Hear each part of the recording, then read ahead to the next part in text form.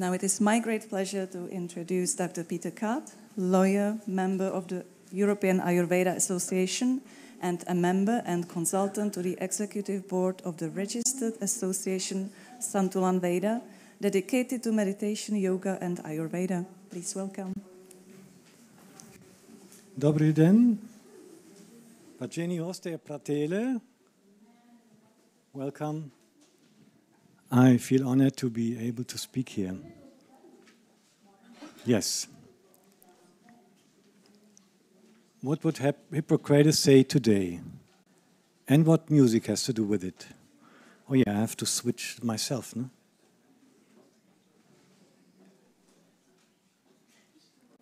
And as I am used to start with music in lectures, I would like to do this. Maybe you can play this?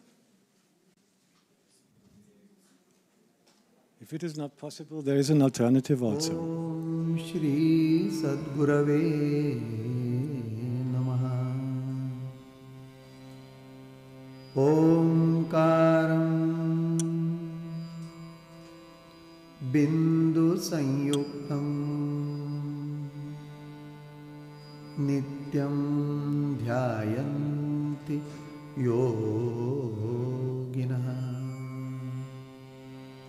Kamadam Mokshadam Chaiva Omkaraya Namo Namaha.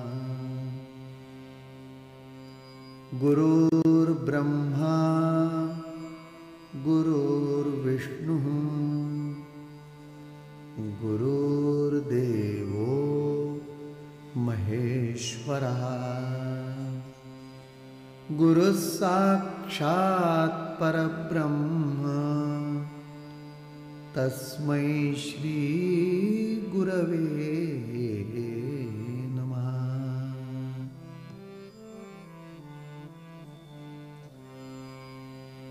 Mala Kamandaluradha Karapadma Yugme मध्यस्थपाणियुगुले डमरू त्रिशूले यस्यस्तौर्ध्वकरयो शुभशङ्खचक्रे वन्दे तमत्रिवरदं भुजषट्कयुक्तम्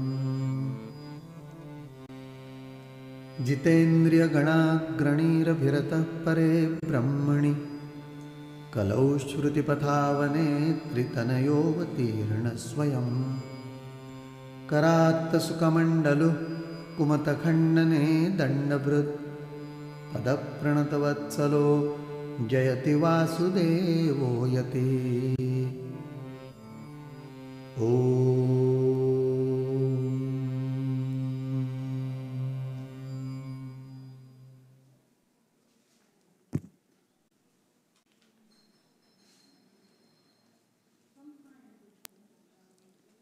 When we talk about Hippocrates, then the initial questions will be, what are his central conclusions? And what is the Hippocrates Oath?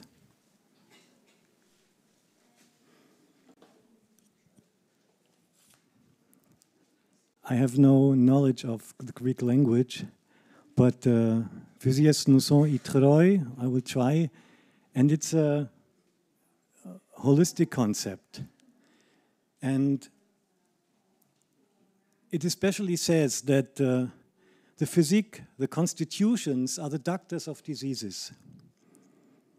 So the person, himself, herself, they can teach us about the disease. Each patient has a story, each disease has a story, and it's the task of the healer, of the physician, to bring them together.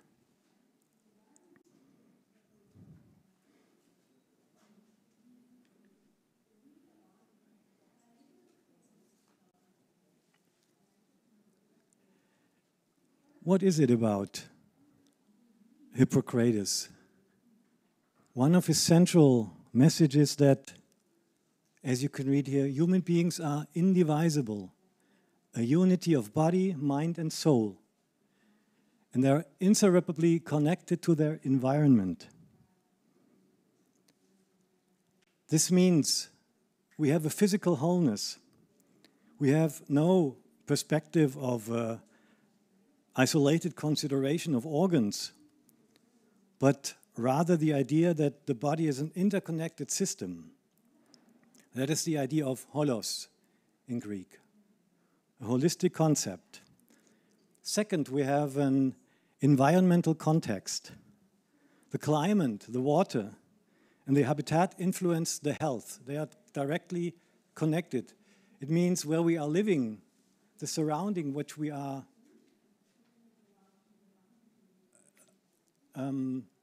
living in, all this influences our health as well as our own organs, our own rhythms.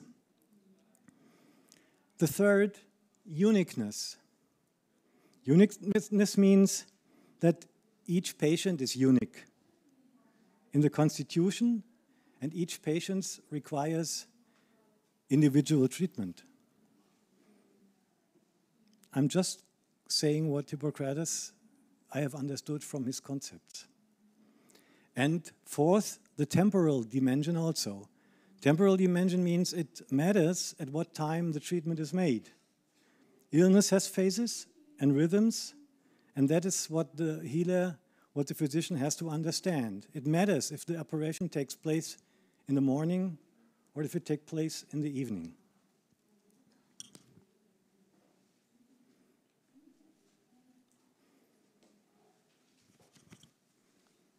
So, as I understand Hippocrates, it is a concept of balance. It is a concept of santulan, which is Sanskrit for balance. There are interesting parallels between Hippocrates and Ayurveda. It's a holistic approach, as I have said, and it's an equilibrium which we try to reach. We want to bring everything together to something which represents santulan. And the illness that we want to cure is the disturbance of this equilibrium.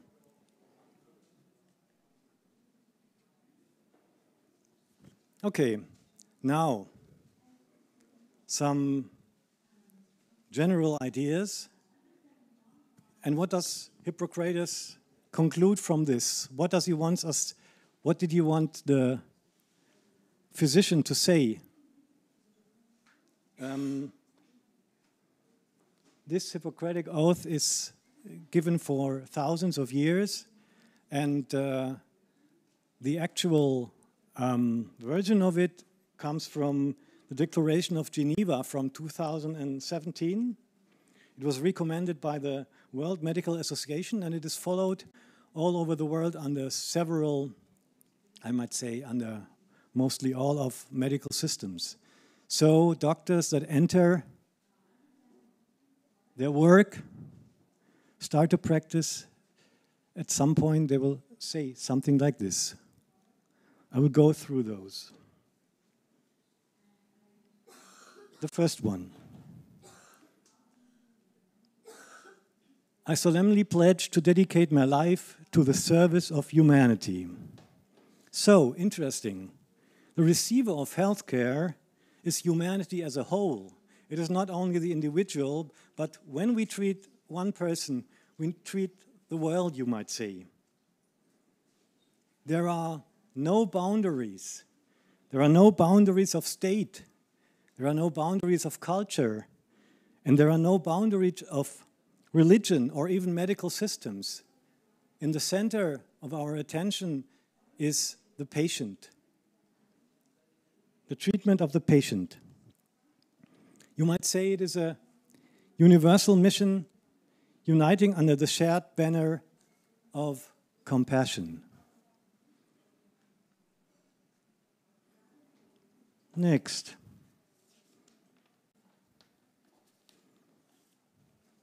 I will share my medical knowledge for the benefit of the patient and the advancement of healthcare. Every physician, every healer, everybody who treats persons should be able to make a living from their work. They should be able to live. They should be able to enjoy life and have an income. But patents or return on investment concepts endanger the free flow of knowledge. If we see clinics or doctor offices as investment objects, then what we benefit is the shareholders and not the patients. I want to quote some physician from Australia. She comes from the Western system, but I think it is an interesting quote to make. Contemporary medical practice is designed to maximize the delivery of healthcare rather than optimize health. This dilemma has led to an avalanche of ineffective and low-value care that not only wastes money but exposes patients to unnecessary risks and deprives care to those who are truly in need. It has been estimated that approximately 1/3 of medical care does not improve health, while another 10% is harmful to health.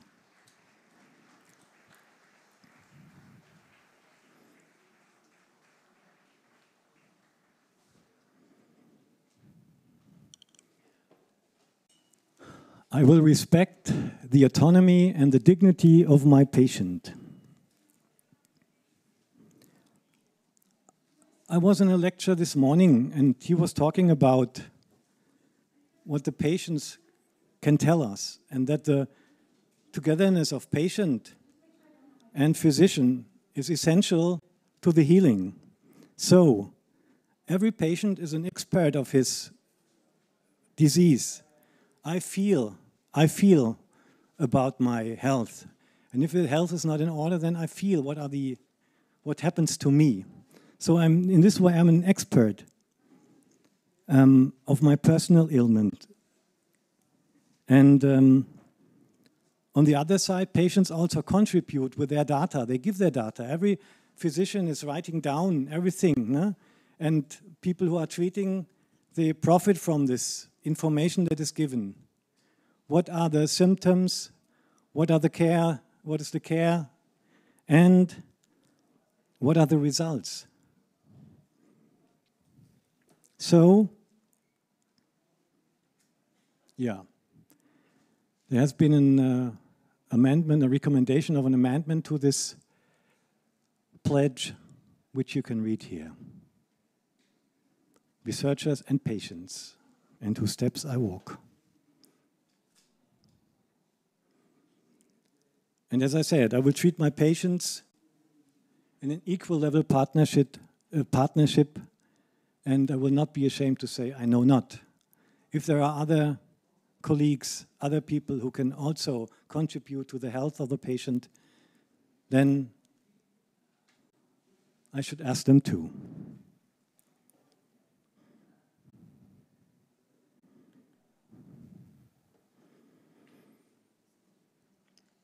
I will attend to my own health, well-being, and abilities in order to provide care of the highest standard.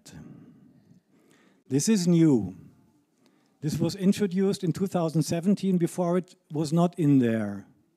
And I think when I read it, it is extremely important. Because only if I am, I will not say on top of my possibilities, but at least if I am healthy, if I am able to share my care for others, then it is okay. But if after 12 hours of work and I'm really tired and I'm not able to give something, if the battery is red, then I should stop.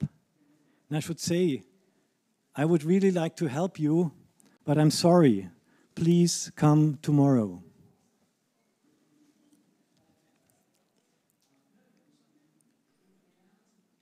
So, what would Hippocrates say today?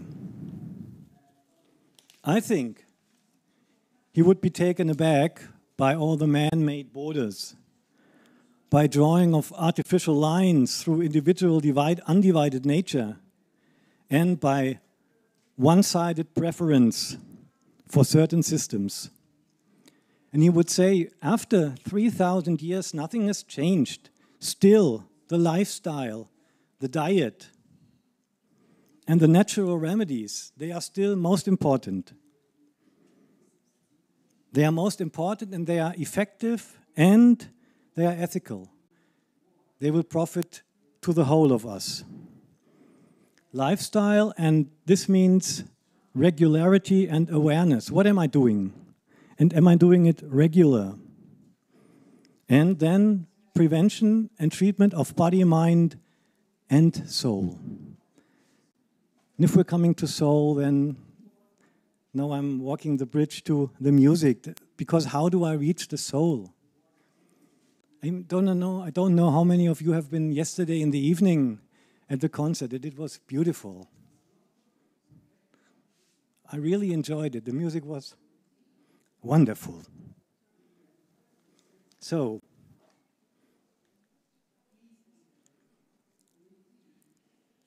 we all know that music has certain effects. It is proved, it is beyond any doubt, and it is undisputed that music will help. It has been proved that it helps newborn babies to develop bonds to the parents. And it was also proved that dementia for elder people could be addressed by music. But this is music in science, you can say. No?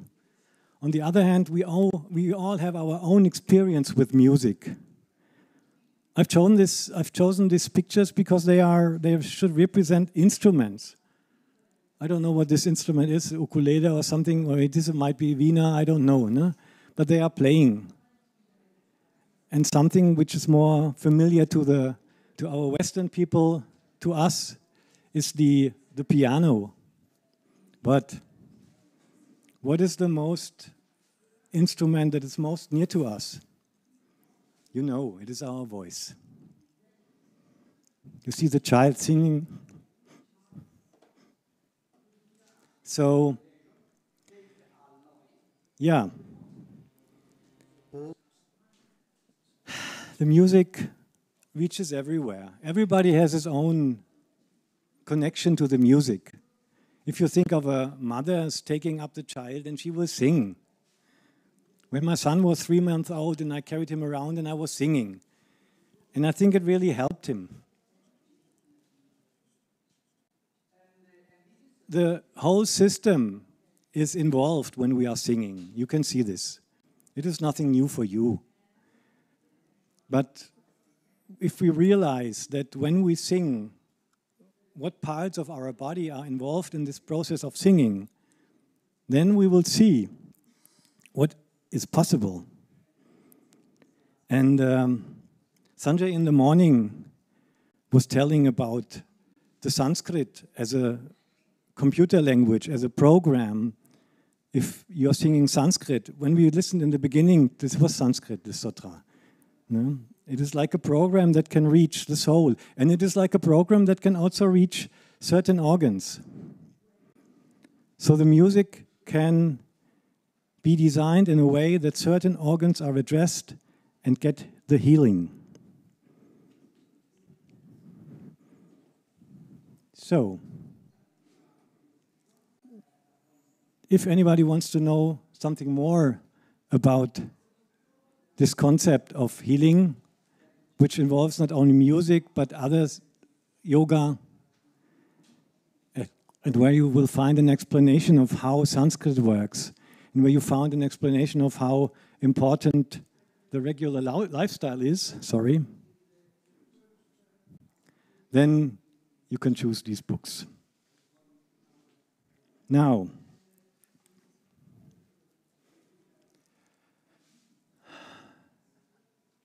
what I understood from the Greek philosophy 2,500 years ago, harmony is a main idea.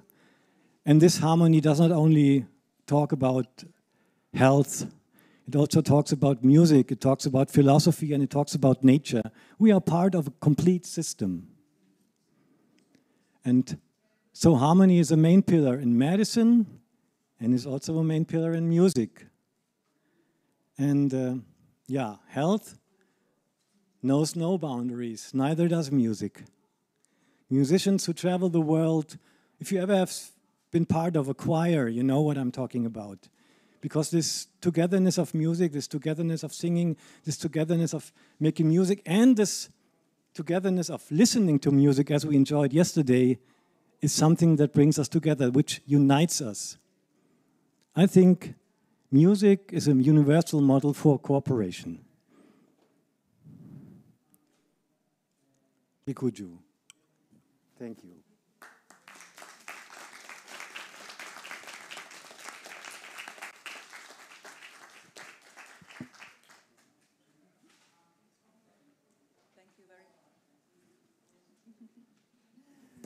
Thank you very much, Dr. Kath.